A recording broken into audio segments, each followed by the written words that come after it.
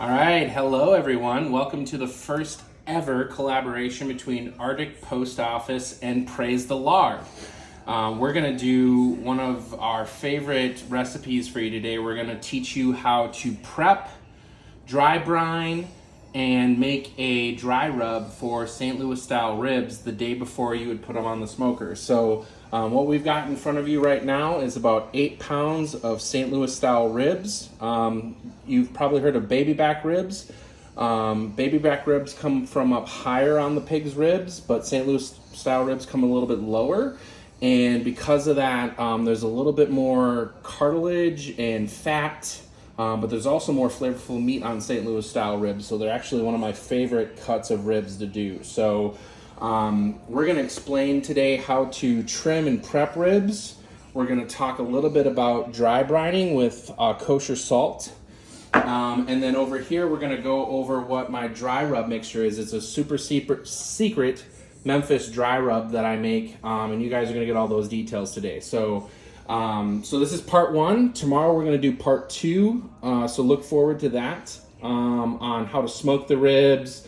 I'm gonna teach you a little bit about the 3-2-1 method, but today we're just gonna go over the prep the day before we actually put the ribs on the smoker. So real quickly here with St. Louis, any kind of ribs you get, one thing that you wanna pay attention to is when you prep them, there is oftentimes this membrane on the back side of the ribs, but this is actually the membrane that's holding the bones together. So sometimes there's a membrane on top of this that's kind of like a silver skin or really connective tissue. And sometimes what you want to do is just get a knife right behind here, take a paper towel and peel it off. The reason why you do that is because if you cook your ribs with that upper membrane on, this is the lower membrane here, but that upper membrane, when you cook, it creates kind of like a chewy, gristly, gross kind of chew when you slice ribs up and serve them to your friends and family. So just double check. Most ribs these days will not have that on it. Most of your pork manufacturers and butchers will remove that for you, which is really nice. And I've checked both of these and make sure that they don't have it. If you get ribs at Costco, like the Smithfield brand, they won't have it on there. So that's the first thing you want to do. The second thing you want to do is oftentimes with St. Louis style ribs, there's going to be a big flap of meat on the backside here. I've already previously removed that. You can see the meat right here that's exposed on both of these ribs. There was about a flap, probably about the size of a hot dog, that I trimmed off. And you just want to get rid of that because it's going to cook at a different time length than the rest of the ribs. It's not going to cook right. It's going to be overcooked and dry and bad. So you just want to remove that. The other thing too is St. Louis style ribs on the backside, and I'll kind of show this here. You can see how our last bone is about here, and there's this big flap of meat on the backside. I'm leaving it on this one, but this section of ribs here, I did trim that off, just because there's no bones or connective tissue. It's very lean meat. It's going to cook at a different time than the rest of the ribs, so you just want to make sure you remove that. It's nice to have nice uniform ribs when you put them on your smoker. Now on the top side, one thing you'll notice is usually at the front side here, there's a lot of fat. And this is less fat than what we started with. I've actually removed a lot of the fat from the front part of the ribs here. You can leave a little bit. This is going to render down while it cooks on your smoker or your grill. But I removed a lot of that because otherwise you get a lot of gristly fat on these big front ribs that have a lot of meat, and that can be kind of like, not desirable to your friends and your guests and yourself for that matter. So that's how we prep the ribs. We make sure we remove the membrane. We get that tail end off that doesn't have any bones in it. We want to try and create uniform shaped ribs. And then we remove that fat cap from the front part of the ribs before we go ahead and start doing the next step. So that's step one. We've trimmed and prepped our ribs. Now the next part here is, I've touched the ribs real quick here, so we're just going to pause for a second. I'm going to rinse my fingers off before I get into the salt, and I'm going to explain that in a second. Okay, so we've explained trimming the ribs, so let's talk about dry brining.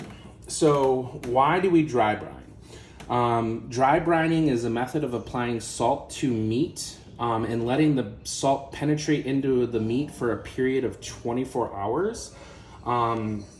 And the reason why we do that is because the salt will actually moisturize and tenderize the meat. The salt goes in and ties up the protein molecules, and when it ties up the protein molecules in your meat, it actually encapsulates the moisture or the water in those muscle fibers, as well as it softens the meat a little bit. So I like to dry brine like briskets, ribs, pulled pork, etc. When I'm gonna smoke, instead of marinating or anything like that. And then what I'm gonna do is, after I put the salt on the ribs, I'm gonna wrap it in plastic and then put it in the fridge overnight before I smoke it tomorrow. So here's the ratio. So what you wanna do is about a half a teaspoon of salt per pound of meat. We've got 8 pounds of ribs here, so I've got 4 teaspoons of kosher salt. Now, if you don't have kosher salt and you just have table salt, you wanna divide that in half. So instead of doing a half a teaspoon of kosher salt per pound of meat, you're gonna do a quarter teaspoon of regular table salt per meat. I highly recommend kosher salt. I really like Diamond Crystal kosher salt. If you can find it, you might have to go on Amazon. But what we're gonna do is we're gonna start with I flipped the ribs over.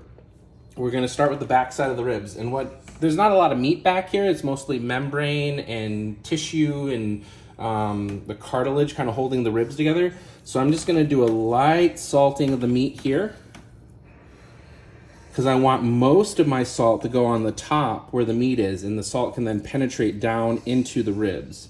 You just pick up a little bit of salt at a time, kind of hold your hand about 6 to 8 inches above your ribs, and just kind of like you would salt, your meal that you're eating at your dinner table. You just kind of lightly, gently salt that over. So now we're gonna flip this. We're gonna get to the meatier side of the ribs. And then what we're gonna do is we're gonna really go a lot heavier with the salt here. Mainly because the meat is on the top side of the ribs. We want the salt to penetrate down into the meat. So we're gonna go really heavy, just continuing to sprinkle this on.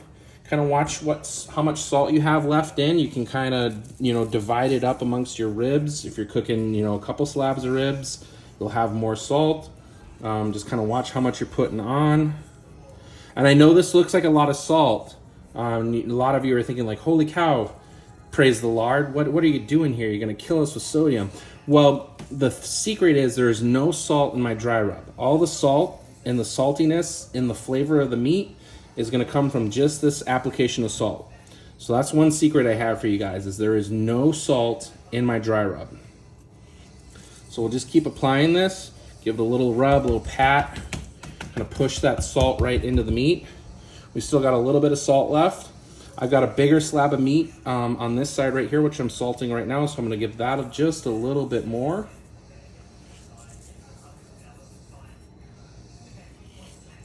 We'll go back over to this one. Like I said, sprinkling it kind of high so the salt spreads evenly.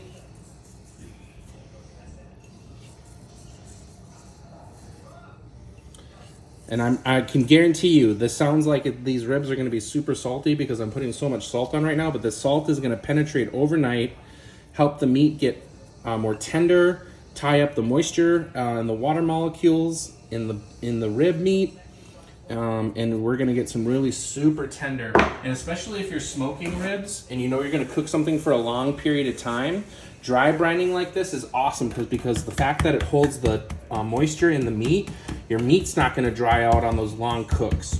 So whether you're doing brisket, pulled pork, beef short ribs, anything like that in your smoker that's gonna cook longer than say an hour or two, I highly recommend the dry brining method. And I recommend it way much over wet brining or doing a marinade. All right, perfect. So let's move on. I'm gonna rinse my hands off real quick and we'll come right back. All right, welcome to the longest video that Arctic Post Office is gonna ever have in his entire YouTube career. But again, the collaboration here between Praise the Lord and Arctic Post Office. So far we've covered how to trim and dry brine your ribs. And now what we're gonna do is we're gonna put my rub mixture together. So I call this Memphis Dust. There's a lot of different barbecue styles around the US. And you're gonna see a difference in the type of barbecue sauce and whether they use vinegars or ketchup or mustard in their barbecue sauce. But in Memphis, the key thing is the dry rub. And I personally prefer ribs that are dry rubbed. I like barbecue sauce. I'm not a huge fan of barbecue sauce. I like to add it maybe at the end a little bit, but I like ribs that have a nice crust on them. So I really focus in on the dry rub itself. So my Memphis dust, just to revisit here real quick, it does not have any salt. All the salt went into the ribs and when we dry brine them. And again, we're gonna wrap these and I'll show you that here in a second. Now we're gonna put them in the fridge overnight. So what's in my dry rub? So my dry rub is a combination of white sugar, dark brown sugar, paprika, garlic, onion powder, ginger, and crushed rosemary, and some black pepper. I'm gonna go over the ratios, the ingredients mix here, but I've made this for family and friends as Christmas gifts. Everybody seems to really like my dry rub. I'm a big fan of it. So let's show you how we put this together. So this is 3/4 cup white sugar and 3/4 cup brown sugar. You can see the brown, well, we spilled a little bit there. So 3/4 cup brown sugar. So we're just gonna put this in real quick. Now, the big thing here, and this is a clean surface. We went ahead and cleaned this, so I'm gonna get that sugar in there because we're not gonna waste that, okay? So, and this is gonna cook, obviously, so we don't have to worry about it. So brown sugar tends to be very moist. There's a lot of moisture in brown sugar, and we wanna get this really granulized. So one of the things I'm gonna do is I'm just gonna take a fork, I'm gonna mix my brown sugar with my white sugar first here to kind of get the clumps out of this. So as you can see, there's these big clumps like this of the brown sugar. So what we're gonna do is we're gonna take the fork, we're just gonna whisk this together real quick, like this, to break up the brown sugar and get it more granulated like the white sugar, okay? So we'll just give that a nice toss, whisk it around a little bit. See, we wanna break up, see how even still there's these little clumps of brown sugar in here, like that? See that one right there? So we're just gonna keep pressing the fork down into this and try to break those up as best as possible. You want this nice and granulated. You don't want big clumps of brown sugar.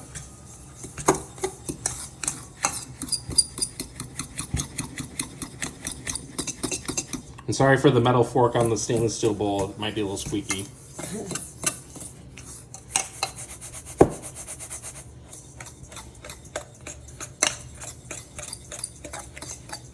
All right, that looks pretty good to me.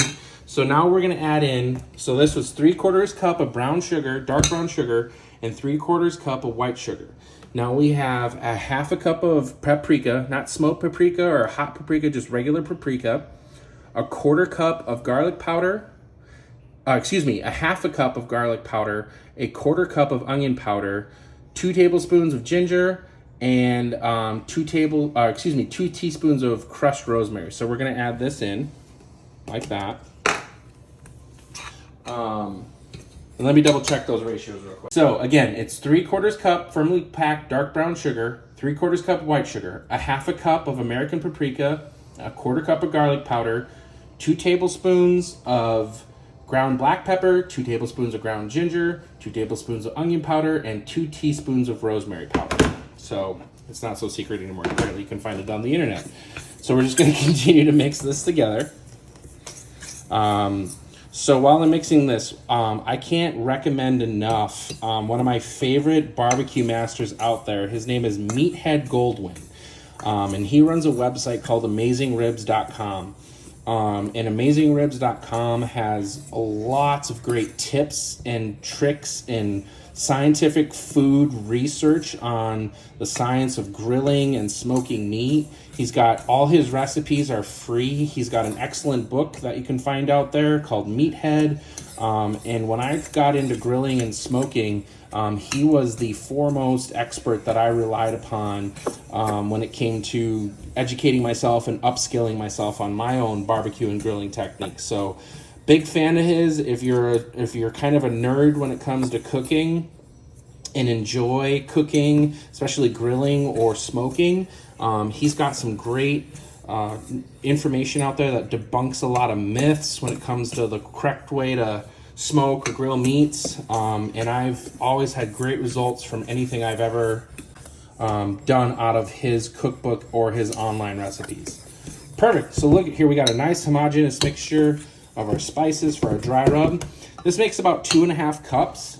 In all honesty, you could probably get 4 to 5 racks of ribs out of this dry rub, but these are the ratios, and I always like having a little extra left over for my next cook and things like that. So the next thing to do is to take this dry rub mixture, and we're going to put it into a ball mason jar. This is a 2.5 cup mason jar.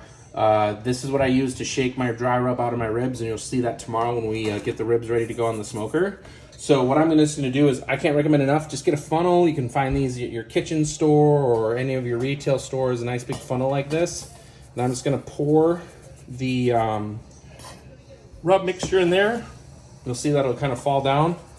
I like shaking it through. This will also help break up some of the extra clumps as you put this into your mason jar or whatever container you can use. If you have a big plastic spice jar, if you bought something at, say, one of the big wholesale stores, and you've got a big plastic container, feel free to use that. I just like these 2.5 cup mason jars personally, because they're reusable. I like the glass, it's obviously glass, but you can find these plastic lids to replace the metal lids. The plastic's a little bit more friendly in terms of dishwasher safe, and one lid versus the lid and the ring. So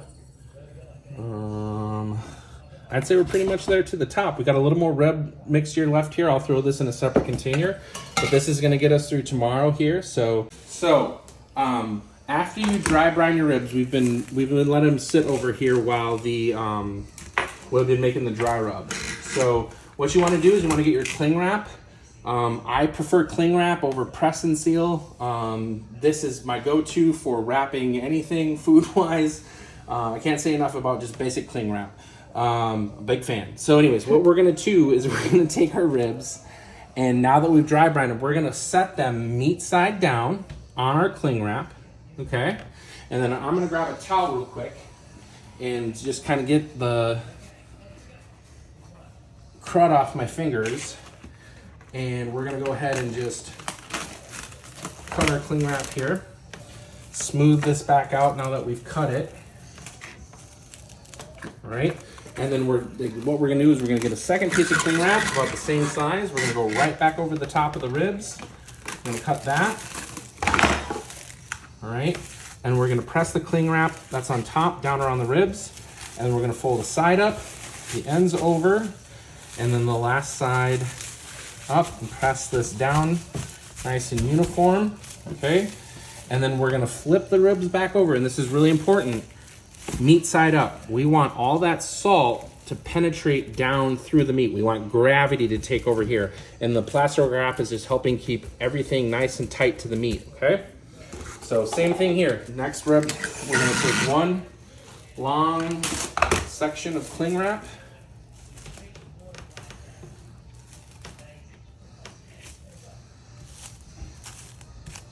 That's good enough.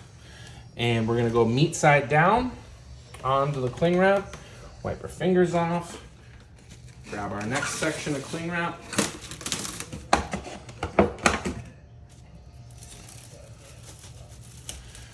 and we're going to press that down over the top of the ribs. Okay, onto that lower layer of cling wrap, form it around, put the side up, this end, that end, and then this side. Almost like you're wrapping a burrito, kind of. And then, again, gravity. We're going to let the gravity just take a hold. All that salt on top of the ribs are going to penetrate down. Check back tomorrow. We're going to do part 2. We're going to put these bad boys on the smoker and show you the 3-2-1 method. All right. Have a great day, everybody.